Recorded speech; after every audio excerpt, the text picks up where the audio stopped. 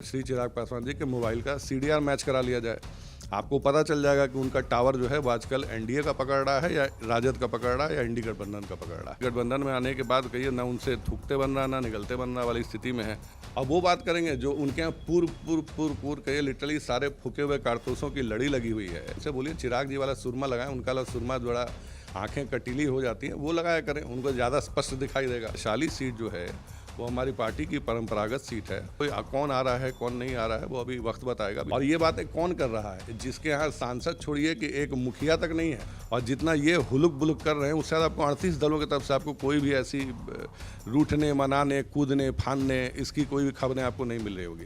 अपने आप को कथित हनुमान कहते हैं तो हनुमान का धर्म निभाएं कि पेड़ों पर कूदने वाले बंदर की तरह इधर उधर उछल कूद ना करें। उनका रिश्ता तो नहीं बदल सकता है, भले उन्होंने खून का रिश्ता खून को ही गाली दे दी हो। हम लोग ज़्यादा ना सीरियस लेते हैं ना उनको। मैं आपसे भी यही आग्रह करूँगा, उन्हें बहुत ज़्यादा सीरियस लेने की जरूरत है नहीं। अफवाहें प्लांट करने के लिए आते थे, अब अफवाहों का कहिए बाजार खत्म है, हेलीकॉप्टर का तेल खत्म हो गया है। उन्हें बोलिए कि जब तक खुद दूसरों को लड़ाने के लिए लड़ते रहेंगे खुद के जीतने के बजाय, तब तक उनकी राजनीतिक परिणति यही रहेगी। कल राष्ट्रीय लोजपा की बड़ी मीटिंग हुई। कल का दिन राष्ट्रीय लोजपा के लिए बड़ा दिन था और उस बैठक से, उस मीटिंग से कई बड़ी खबरें निकली।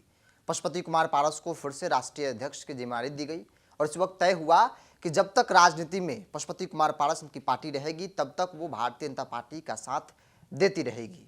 2024 में भी भाजपा के साथ लड़ेंगे। दूसरी बड़ी खबर निकल के सामने आई जिसको हम इस रूप में देख सकते हैं कि चिराग पासवान के खिलाफ छक्के चौके लगाने वाले प्रदेश के प्रवक्ता चंदन सिंह को मुख्य प्रवक्ता बनाया गया है। मेरे साथ राष्ट्रीय प्रवक्ता है मयंक मौली जी पार्टी के।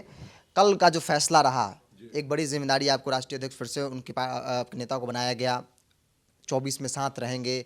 चंदन सिंह को एक मौका दिया गया, बड़ा मौका कहा जा रहा है कि गिफ्ट दिया गया है। चिराग पासवान के खिलाफ छक्के चौके लगते थे, माना जाएगा भाई ये गिफ्ट था। ये देखिए, आप उसको सिर्फ चिराग पासवान से जोड़ के क्यों देखते हैं। चंदन सिंह जी पार्टी में लगभग 20-22 साल से स्थापना काल के मजबूत सिपाही रहे हैं। उन्होंने विभिन्न पदों पे भी कार्य किया है। कभी छात्र कहीं अध्यक्ष रहे हैं, प्रदेश उपाध्यक्ष रहे हैं, वरीय प्रदेश उपाध्यक्ष युवा प्रकोष्ठ के। पार्टी जब संगठित हुआ करती थी और अविभाजित थी, उस दौर से उनका साथ रहा है और विभिन्न मुद्दों पे उनके कहिए कि ओजस्वी और पराक्रमी जो संवाद है वो हमने देखे हैं, चाहे वो कोई भी मुद्दा हो। तो उन्हें सिर्फ एक चिराग पासवान का विशेषज्ञ साबित करके उनके राजनीतिक कद को छोटा ना किया जाए। जी, काफी विरोध में जो जिस तरीके से मजबूती से बोलते थे पार्टी में, मुझे लगता है कि बहुत कम लोग थे। अरे तो अच्छी बात है ना। तो इसमें प्रश्न क्या उठता, अगर कोई खिलाड़ी अच्छा खेलता है, कोई वक्ता अच्छा बोलता है, कोई वक्ता जो है जिसकी विभिन्न माध्यमों पे और सारे मुद्दों पे पकड़ है, तो ये तो अच्छी बात है ना। तो उस पर अगर उनको पारितोषिक मिला, वो भी ठीक चुनाव के ठीक पहले, तो इससे हमारा मीडिया सेल मजबूत हो रहा है। तो इस पर अच्छी बात है, ये गर्व करने का विषय है। दूसरा सवाल ये भी है, चूंकि कल अब मुहर लग गई इस बात पर कि अब किसी भी हाल में हाजीपुर ही लड़ेंगे। दूसरा पक्ष कह रहा है कि भाई हाजीपुर क्यों, आपके पास है क्या, ना सांसद है ना वोट है, तो फिर ये दावे का मतलब क्या है, दावे खोखले हैं। कौन कह रहा है ये? पार्टी के प्रदेश अध्यक्ष का बयान है कि भाई सांसद उनके साथ है ही नहीं। किस पार्टी के? आपके विरोधी खेमे की बात, नाम चिराग पासवान के पार्टी के प्रदेश अध्यक्ष। अच्छा, चिराग पासवान जी का जो गिरोह है, उसके जो सरगना है बिहार प्रदेश के, उनकी बात आप कर रहे हैं।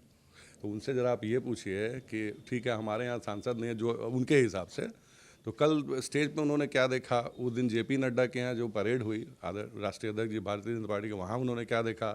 प्रधानमंत्री जी के यहाँ जो हमारे सांसद हमारे नेता जाते हैं तब उन्होंने क्या देखा। आँख में कौन सा सुरमा लगा रहे हैं जो उन्हें दिखाई नहीं दे रहा है। उनसे बोलिए चिराग जी वाला सुरमा लगाएं, उनका वाला सुरमा बड़ा आँखें कटीली हो जाती हैं, वो लगाया करें, उनको ज़्यादा स्पष्ट दिखाई देगा। अगर उन्हें ऐसा नहीं दिख रहा है कार्यकर्ता, कल कौन थे, कल जो आए थे वो 4 लोग कौन थे। और ये बातें कौन कर रहा है, जिसके यहाँ सांसद छोड़िए कि एक मुखिया तक नहीं है, जिसकी पार्टी में हमारे यहाँ तो भैया 5 सांसद हैं, एक कहिए कि असेंबली में भी हैं, हमारे पास विधान पार्षद हैं, उनके यहाँ कौन है। अब वो बात करेंगे जो उनके यहाँ पूर्व कहिए लिटरली सारे फूके हुए कारतूसों की लड़ी लगी हुई है, एक से एक बने हुए। और मैं आपको उनको एक वो वास्तु का एक ज्ञान देना चाहूँगा कि घर में ज़्यादा बंद घड़ियाँ रखने से खुद का समय रुक जाता है। ठीक है, तो उन्हें कहिए जो जितने बंद घड़ियों की जो उन्होंने लड़ी लगा रखी है ना अपने आसपास, यही उनके, जिसको क्या कहा जाता है, एक शब्द कहे बड़ा प्रचलित हुआ करता था, कृपा वहीं रुकी हुई है।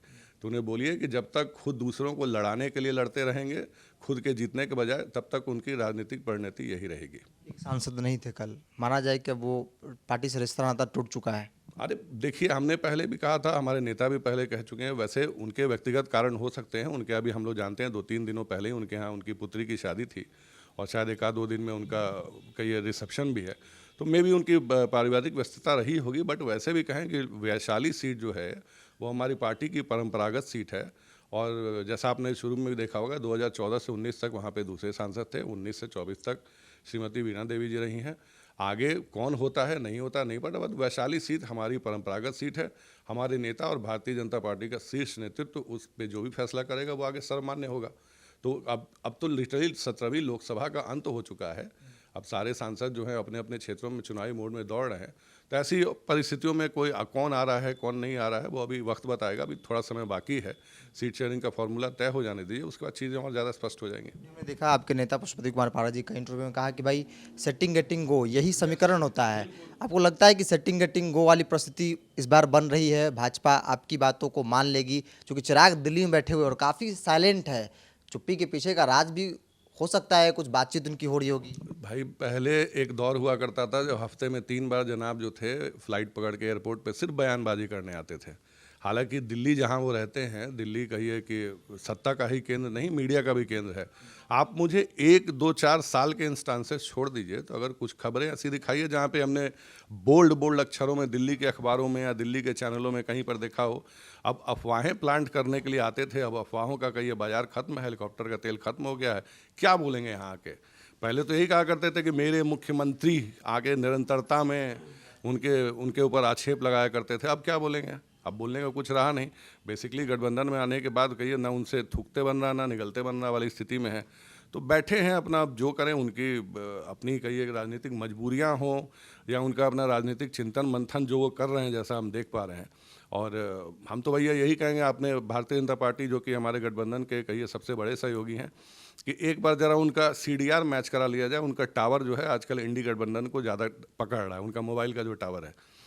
व्यक्तिगत तौर पे तो बातचीत होती ही है, कौन सी बड़ी बात है? तेजस्वी यादव से बात होना कौन सी बड़ी बात है? ये सारी बातें जो हैं जब चुनाव नज़दीक आते हैं तभी ज़्यादा व्यक्तिगत संबंध इतने प्रगाढ़ क्यों हो जाते हैं? चुनाव के बाद तो नहीं रहते हैं। तो चुनावों का समय है, चुनाव के समय जब आपको अपनी टीम चुनने का समय है, जब आप जंग पे जा रहे होते हैं तो आप अपनी टीम चुनते हैं, खेमा बटा हुआ होता है। उस खेमे में व्यक्तिगत संबंध कौन स्थापित कर रहा होता है? अगर आप कर रहे हैं तो अच्छी बात है। वही तो मैं कह रहा हूँ कि आदरणीय गृह मंत्री जी से मेरी उनसे रिक्वेस्ट है कि कृपया करके श्री चिराग पासवान जी के मोबाइल का CDR मैच करा लिया जाए। आपको पता चल जाएगा कि उनका टावर जो है वो आजकल NDA का पकड़ रहा है या राजद का पकड़ रहा है या इंडी गठबंधन का पकड़ रहा है। लगता है कि भाई उधर वो करीब हो गए हैं क्या? अब करीब हो या ना हो, वो उनको ये फैसला उनको लेना है। फिलहाल अगर NDA में रहेंगे तो गठबंधन धर्म का एक नियम होता है, उस गठबंधन धर्म के नियम से जब सारे NDA के दल चल रहे हैं, 39 दल हैं हमारे पूरे NDA में, लास्ट आखिरी शामिल दल यही है। और जितना ये हुलुक बुलुक कर रहे हैं उससे ज़्यादा आपको 38 दलों की तरफ से आपको कोई भी ऐसी रूठने मनाने कूदने फानने इसकी कोई भी खबरें आपको नहीं मिल रही होगी। इकलौते यही क्यों है, वो भी जिसके पास की ना एक सांसद, खुद अकेले सांसद की पार्टी है, वो भी अगर आप टेक्निकली देखेंगे तो अभी भी हमारी पार्टी के सांसद हैं। जब लोकसभा में आप देखा करते हैं तो इनके नाम के आगे हमारा आता है, हमारी पार्टी के सांसद हैं। आगे अभी जो चुनाव आयोग का निर्णय अभी बाकी है कि 2 दलों में क्या बंटवारा होगा, सिंबल का क्या है, वो भी हम पूरी तरीके से आश्वस्त है कि वो सिंबल और वो पार्टी का जो नाम था हमारे नेता को मिलेगा। क्योंकि अभी बीच में जैसे आपने सीक्वेंस सीरीज ऑफ इवेंट अगर आप देखेंगे तो शिवसेना के मामले में, NC के मामले में जो निर्णय आया हमें भी अपेक्षित है कि वही निर्णय आएगा। तो अभी उनके लिए राहें कठिन हैं और डगर जो है वो काफ़ी कठिन दिख रही है। और अभी भी वक्त है, अगर अपने आप को कथित हनुमान कहते हैं तो हनुमान का धर्म निभाएं और जो कहते हैं ना कि पेड़ों पर कूदने वाले बंदर की तरह इधर उधर उछल कूद ना करें। एक अंतिम सवाल बेंगोली जी, चूंकि चिराग चुप है, वो चिराग जो हमेशा मीडिया की सुर्खियां बनते हैं, आप लोग क्या समझ पा रहे हैं? चुप्पी के पीछे का वजह क्या समझ पा रहे हैं कि भाई कुछ हो रहा है या फिर कुछ नहीं हो रहा है? देखिए भाई, मैं आपको पहले भी मैं सबको कह चुका हूँ, हमारे लिए चिराग पासवान कोई फैक्टर ही नहीं है। ये पटना में आकर के कुछ अपने मीडिया मित्रों, कुछ अपने अफवाह तंत्रों के माध्यम से यत्र तत्र खबरों में बने रहने का वो प्रयास करते रहते हैं। उन प्रयासों को करने दीजिए, हमारे लिए कोई फैक्टर ही नहीं है। मैं क्यों उन पे ध्यान दूं? भैया मुझे अपने चुनाव पे ध्यान देना। वो चुप हैं नहीं है, दुखी हैं, उनके टूथपेस्ट में नमक कम है, इस सबसे मुझे क्या फ़र्क पड़ता है? फर्क नहीं पड़ता। बिल्कुल नहीं पड़ता है। क्या जब भी पशुपति कुमार पारस का जिक्र होता है, चिराग का जिक्र न होता, ऐसा हो नहीं सकता। ठीक है, अब हमारी परिवार के सदस्य हैं, अभी मैं सब खून का रिश्ता तो नहीं बदल सकता है, भले उन्होंने खून का रिश्ता, खून को ही गाली दे दी हो। हमने तो भाई खून का रिश्ता नहीं बदला है। हमारे भैया गुरु भाई रहे, अगर हमारा राजनीतिक अगर देखा जाए वह जो उनसे संबंध, तो हमारे संस्थापक के वो पुत्र हैं, तो वो संबंध भी हमसे कभी नहीं टूट सकता। बट खून को गाली देना, संबंधों को गाली देना और अपने निजी स्वार्थ के लिए कहिए कि गठबंधन की भी तिलांजलि दे देना, ये सारी चीज़ें वो करते आए हैं और करते रहे हैं। 2020 उसका उदाहरण है, 2024 में भी लगभग जो कहिए ऊँट उसी करवट बैठता हुआ दिख रहा है। तो मैं वही कहा कि उनको हम लोग ज़्यादा ना सीरियस लेते हैं ना, उनको मैं आपसे भी यही आग्रह करूँगा, उन्हें बहुत ज़्यादा सीरियस लेने की ज़रूरत है नहीं। राष्ट्रीय लोजपा के राष्ट्रीय प्रवक्ता हैं, इन्होंने साफ तौर पे कहा कि चिराग को ज़्यादा सीरियस लेने की जरूरत नहीं है और हम लोग ना ही लेते हैं। 2024 में कौन किसके साथ रहेगा 2-4 दिनों में क्लियर हो जाएगा चिराग का क्या स्टैंड है, क्योंकि चिराग पासवान फिलहाल जो है वो साइलेंट मोड में है। हालांकि उनकी चुप्पी पर भी सवाल है कि आखिर वजह क्या है। चिराग जो हमेशा सुर्खी में रहते थे, इन दिनों दिल्ली में बैठकर आखिर क्या मंथन कर रहे हैं, क्या बातचीत उनकी, किनसे बातचीत हो रही है। सहयोगी अजय के साथ बिरजू सिंह, पटना।